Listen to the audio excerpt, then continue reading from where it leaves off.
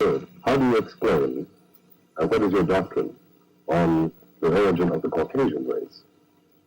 Well, the Caucasian race came about, they're called white people, and they were white people. It was made that. Caucasian is a name given to the quality of the man, means originally bone and stale face. The person have a stale color, and his bones are weak, and the color Caucasian. But actually, he was made white. This was brought about, we would consider just recently.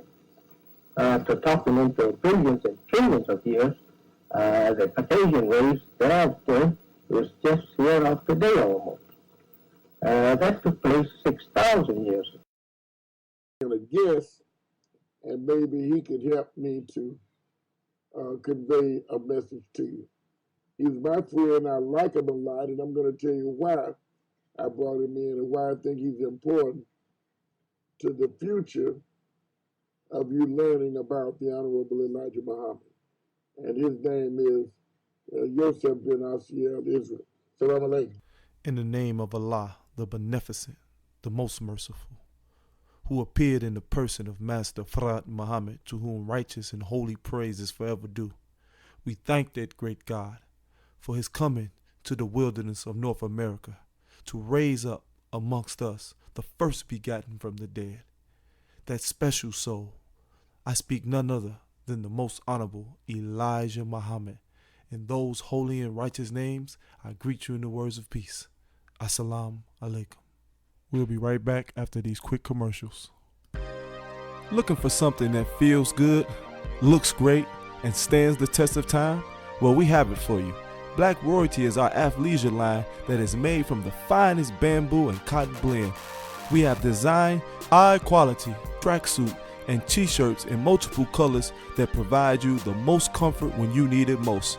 Whether you're in the gym or running errands or just lounging around with loved ones, you need to be in the best quality clothing as possible. We have constructed a high-quality clothing line that does not break the bank, and we beat out all of our competitors on price. So please, if you're interested in being comfortable, not just in the gym, but when you're running around and doing errands, please visit blackroyaltywear.com. Also, you can find us on Instagram at Black Royalty. And if you have any questions or comments about our brand and how you can help participate, you can find us at blackroyaltywear@gmail.com. We'll be quick to answer your questions, and with our responses, we will be very thorough. So also, like I said, Black Royalty is for you because it was made by you with the intentions of serving you. So leave all those other clothing lines behind and get on what makes sense, something that's going to stand the test of time, because black don't crack. Assalamu alaikum. Welcome back to another installment of Know Thyself Radio Show, where we make it our duty, our business, our responsibility to give you nothing but the teachings of the most honorable Elijah Muhammad. And we thank that great God for revealing himself, who appeared in the personage of Master Fard Muhammad, who is the author of this information, who is the author of this knowledge that he impregnated the most honorable Elijah Muhammad with, and so in turn that he could give birth to a nation of righteousness, a nation of peace, and a nation that is independent of the satanic rule of the white race. So it's always a pleasure that I can come here and bear witness. And in today's installment, I want to speak about, again, staying in line with the realities and implementation of the solutions that the most honorable Elijah Muhammad has given us. And when you talk about the making of a perfect slave, when you talk about that reality, we must understand the importance of the inability to do for self.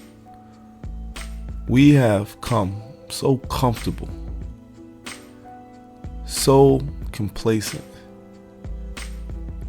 and consistent in that reality of serving our slave masters perpetually that we have gained confidence from it. We look at it as a badge of honor, as merits of respect, as forms of progress, as well as accomplishment. Now, think about that psychologically.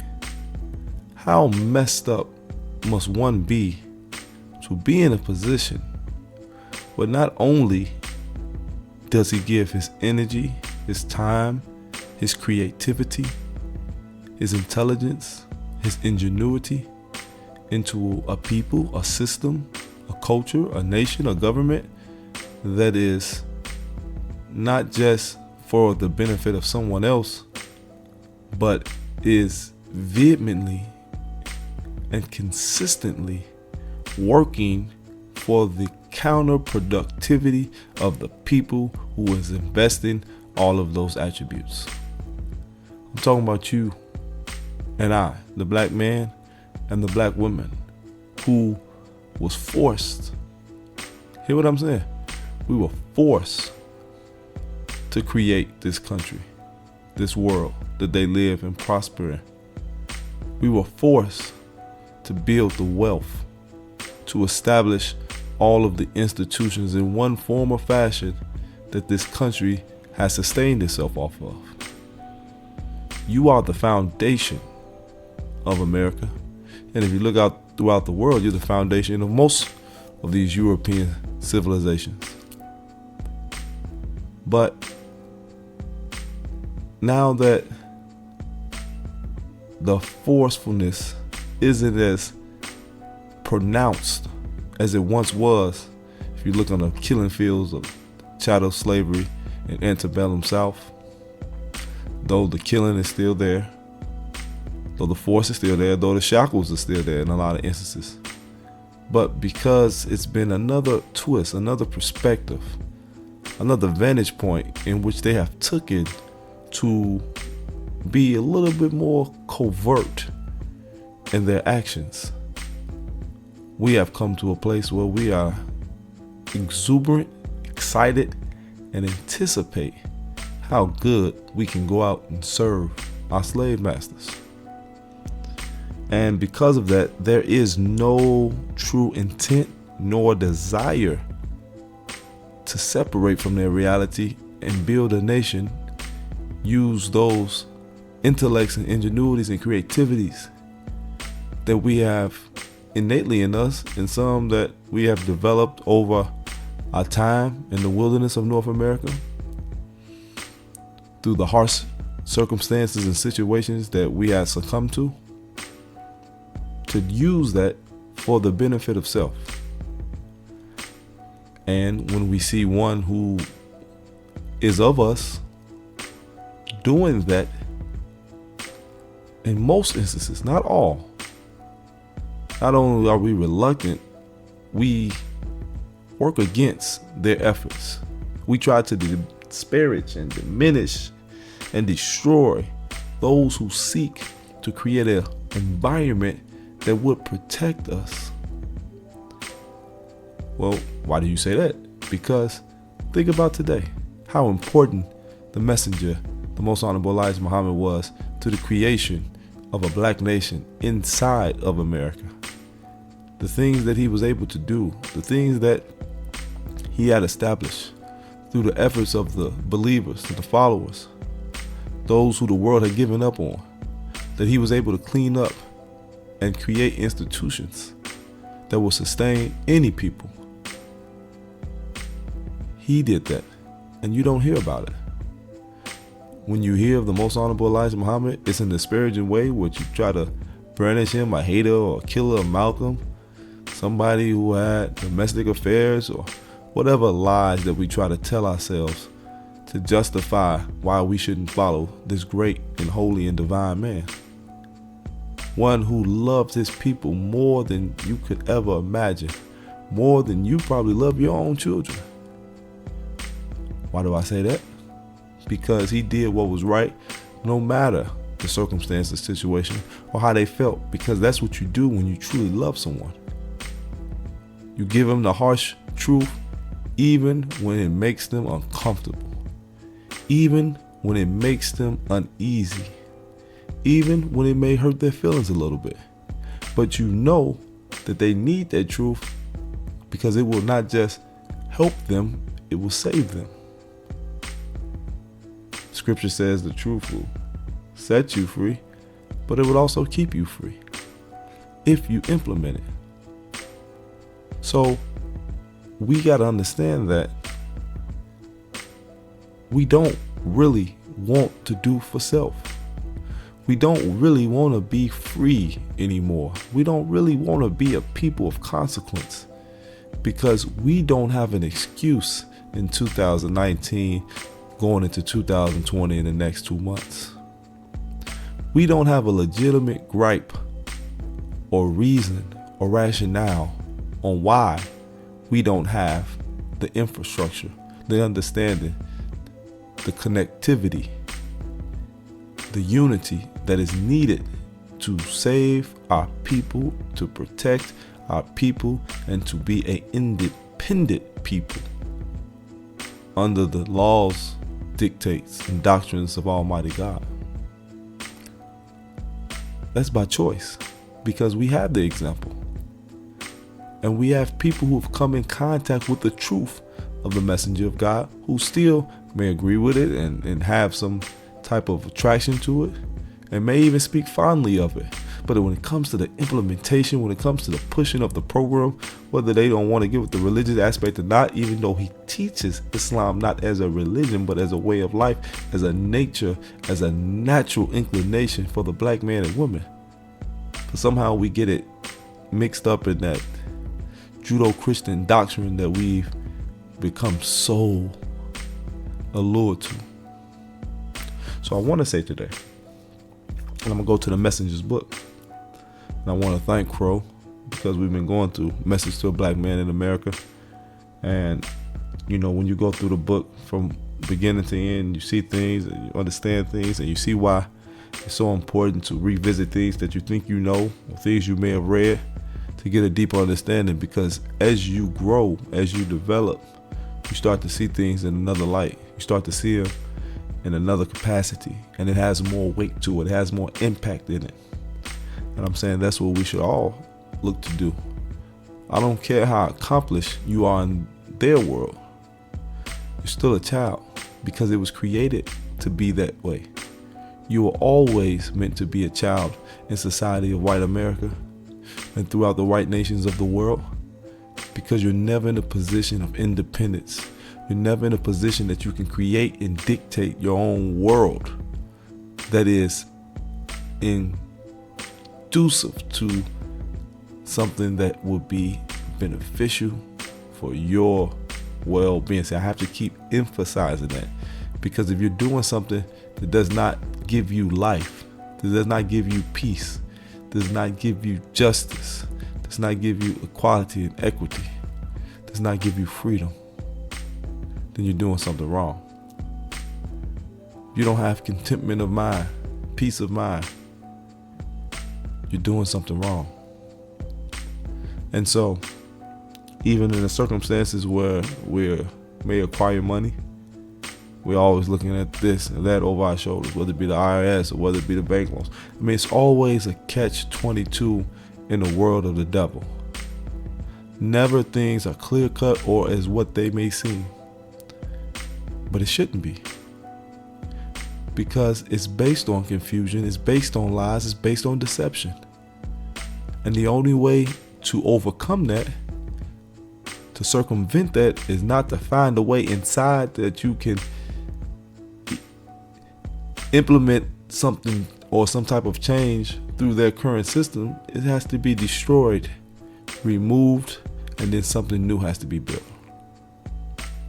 So I see things different than what my generation has come to see and most people have seen.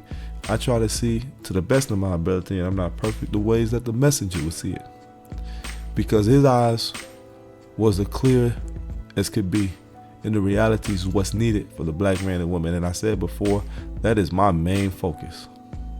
I can't be a person that is intelligent and knows the history of the devil, knows the reason why he was created and what he was created for, and think that he and I have the same mission or can live comfortably together in peace.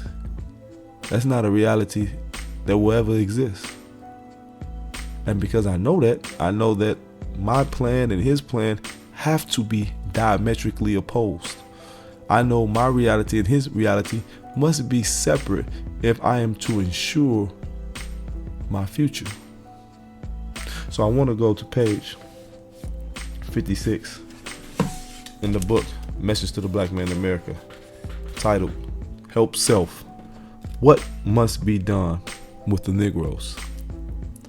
Since our being brought in chains to the shores of America, our brain power, labor, skills, and talent and wealth have been taken, given, and spent toward building and adding to the civilization of another people. It is time for you and me, the so-called Negroes, to start doing for ourselves. We must not let our children be as we are, beggars of another man for his home, facilities, clothing, food, and means of providing a living. Man depends on land for necessities, food, clothing, and shelter for survival. A prime requisite for freedom and independence is having one's own land. There can be no freedom without a people having their own land. Now we're going to stop there for a second, because what most of these so-called Negro leaders, examples, have given to the people is the same thing the people have given to their children. A mentality of inadequacy, a mentality of subservientism, a mentality that they are inferior. See, your measuring rod is less than. You would get up and you'll talk about racism or this or that or injustice, but your solution never involves the so-called Negro on removing himself from the very presence of those who impose those things that are being detrimental to him. Meaning that your problem and your solution are the same. You're looking for the devil, the one who is causing and giving you hell, to be the one who would implement your prosperity, your paradise, and your heaven. It can't happen. Only God can give you that. And that's why we say that God appeared in the person of Master Fard Muhammad, to whom all righteous praise is forever due. Because we know that for our people to come out of the circumstance and the situation, it would take a God to raise up and create a God who would make other gods.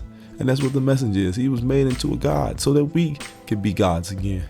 So we can be those who have dominion again over this planet and rule justly.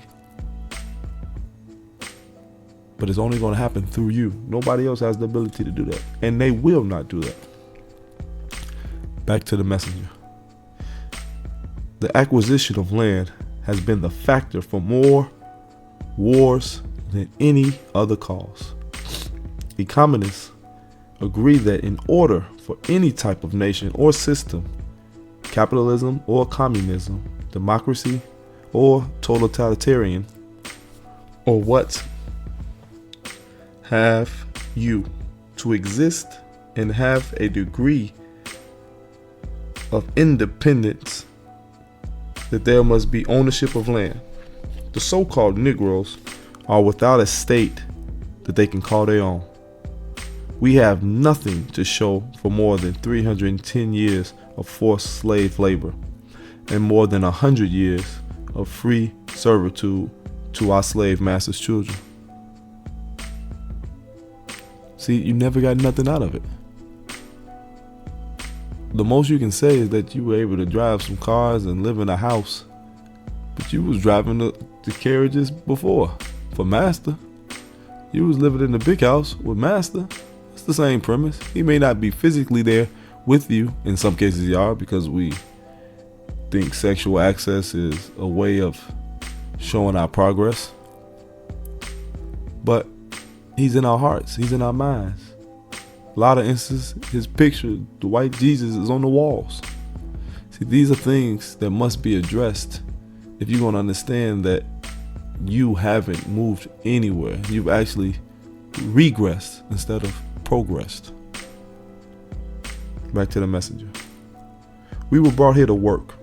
We have worked. We are still the workers. Some of us say that we will do if we do not work. What will we do if we do not work for the white man? How will we live? I say, when you are free and independent, you have a job. You have a tremendous task of doing something for self. You have the job of building a civilization for yourself as other free and independent people are doing for themselves. See, we got to come out of the mentality that if we're not a slave, that we're not able to survive. See, slavery has, as I said, the creation of a perfect slave. See, I'm talking about this other aspect now. We have gotten to the point, so teaches the most honorable Elijah Muhammad, that just the idea of separating from the white man petrifies us, scares us. We're like a baby without their mother, a newborn. We don't even know how we're going to feed ourselves. We've been connected to the breast of white supremacy that has been giving us poisonous milk. And because we've been drinking it since birth, we think that it has some type of nutritional benefit. But it's keeping us in a deaf, dumb, and blind state that we're unable to do anything that is independent of them. Meaning we can't do anything of true, divine, righteous order. And that's why we're still going to continue to die in droves. That's why we're still going to have self-hate and kill each other. That's why they can still miseducate us, uneducate us, put us in systems where the man hates the woman and the woman hates the man, where the man thinks he's a woman and the woman thinks she's a man, where the children run the households, where there's no order, where there's chaos. That's the system that we've been not just adopted to, but we have come to love and serve unwaveringly. Back to the messenger. As a people, we must become producers and not remain consumers and employees. Listen now, he gives you the question, he states the problem, but then he gives you the answer. See, we got to get into the mind state where we become creators again. Even if you work for somebody, you're working with somebody in your own land because you're working for self. So your efforts directly benefit you. Hear what I'm saying? There are in the reality of creating your own world, any true workers or employees that are under somebody, because you're not working for somebody else's best interest. You're not working for somebody else's mind. You're working for the mind of God. You're working for the mind of the nation. You're working for the mind of the people. You're working for yourself. And that's why white people don't have no problem going to the depths of the sea, going into the caves, underground, digging oil and coal and all those things, sacrificing their lives for space exploration, going into the Amazons, doing things that's just unfathomable to a people because they know it will benefit them, benefit their posterity. So they risk their lives, their livelihood, their health for the protection of their nation, which is the protection of their people. It's all one mind. That's what you have to tap into as a black man. Relinquish the white man's mind and get your original mind again. We must be able to extract raw materials from the earth and manufacture them into something useful for ourselves. This would create jobs in production. We must remember that without land, there is no production. The surplus of what we produce, we would sell. This would develop a field of commerce and trade as other free and independent people whose population is less than 20 million so-called Negroes who are dependent in America. So you gotta understand the concept of cash money is one that is null and void. The money system don't exist, but they've used that trick as a way to acquire the real wealth of the people. They give you money or the idea of money, loans, credit cards, things like that, just numbers in the computer, so they can go in without military might sometimes, even though they still do it. But they realize it's an easier way. You give something that don't exist, but because of the idea the white man is God, you want to believe him, and you give them something that has real value, land, which you can grow and sustain yourself, where you can shelter yourself, where you can produce things, where you can really be an independent people. That's why they won't give you no land. They give Negroes anything else, but they're not giving them no land. And they keep their foot on Africa so they can never control their land. Because they know if they do, then there'll be no need for them. We must begin at the cradle and teach our babies that they must do something for self. So you got to get to the youth again. So teaches the Most Honorable Elijah Muhammad. They must not be like we, their fathers, who took the slave makers and the slave masters' children for all. We must teach our children now with the enthusiasm exceeding that which our slave forefathers embedded the seed of dependency within us. We must stop the process of giving our brain power, labor, and wealth to our slave masters' children. We must eliminate the slave master relationship once and for all. You hear me? Once and for all. We must eliminate the master-slave relationship. So teaches the Most Honorable Elijah Muhammad. Back to the messenger. We must educate ourselves and our children into the rich power of knowledge which has elevated every people who have sought and used it. We must give the benefit of our knowledge to the elevation of our own people. Use your intellect, use the wisdom to benefit self. Everybody does that. It's the natural way of things. You can't intelligently help build somebody else up when you at the bottom. It doesn't make any sense. Even on the airplane, they tell you, if the plane is going down and the oxygen mask drops, put yours on first before assisting the elderly or even the youth, children. Because they know that you're not going to properly be able to help anybody else if you can't breathe. Black man and woman, you got to be able to breathe again before you can even think about helping somebody else. Listen to the messenger. Presently in this country, in almost all of the major universities and colleges, there are thousands of young students from Africa and Asia. Yet as young, primitive, and backward as we say these countries of Africa and Asia might be, their students here are returning to their shores. Their intent and purpose is to give their people the benefit of their learning. All civilized people give the benefit of their knowledge, skill, and wealth to their own people. Those who do not have are called traitors, defectors, spies, tools, and toms. Why should we spend 12 and 16 years seeking an education only to give the benefit of our knowledge back to the one we sought it from? It is time for us to wake up. Why should we work to give meager earnings of our labor back to our slave masters' children? Why can't we have our own? Why can't we do for our own? Why can't we learn to spend with the support our own? Why can't we strive toward keeping our brain power, labor, and wealth within and among and elevating our own? That's why Muhammad University and the schools were created, because you have to train and teach your children to have self-pride and have a desire to do for self.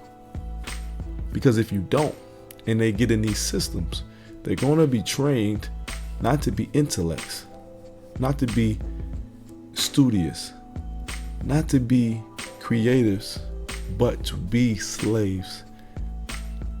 The perspective and perception is totally different. That's why you can give a white student and a black student the same education. They're going to get two totally different things out of it, because one is being taught from the perspective of the master, and the other one is being taught from the perspective of the slave. Same education, but two different realities. Back to the messenger. We must have that which will make us want to do for ourselves as other people who want to do for themselves. You ask, how can this be done? The so-called Negro must be taught and given Islam. Why Islam? Islam teaches first the knowledge of self. It gives us the knowledge of our own. Then and only then are we able to understand that which surrounds us. Know thyself is a doctrine Socrates espoused. And this is the base of the educational system in America. The religion of Islam makes the so-called Negro think in terms of self and their own kind. That's why the messenger taught Islam is your natural nature, one of peace, because like he said, it gives you knowledge of self.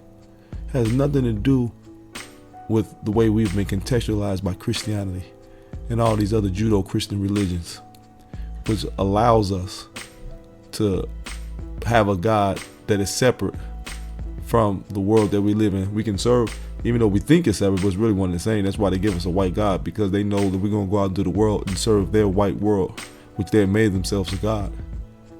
But we find comfort in saying that we can go after this world, we can suffer in the high and by because we're going to go to heaven.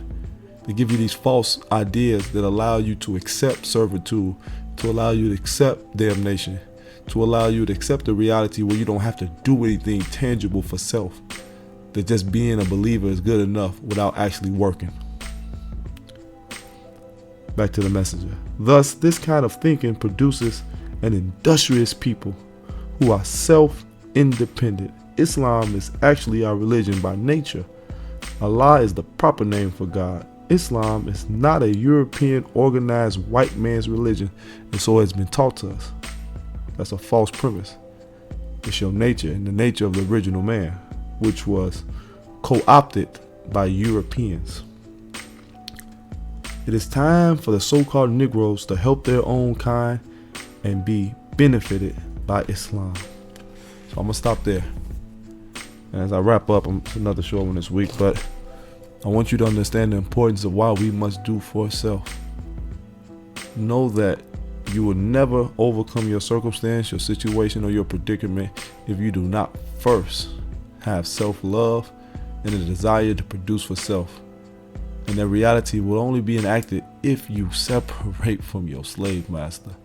Relinquish his mind, relinquish your desire to be up under him and have sexual access, to get a pat on the head, to feel good by their world because it's doing nothing but what has been done for the past 400 plus years. It's kill and destroy you. Please take heed to the messenger of God. Listen to what he has taught us. Implement what he has taught us and use it as a means of salvation. If you do so, you will benefit. I thank you for listening. As I leave you in the words of peace and paradise. Assalamu alaikum.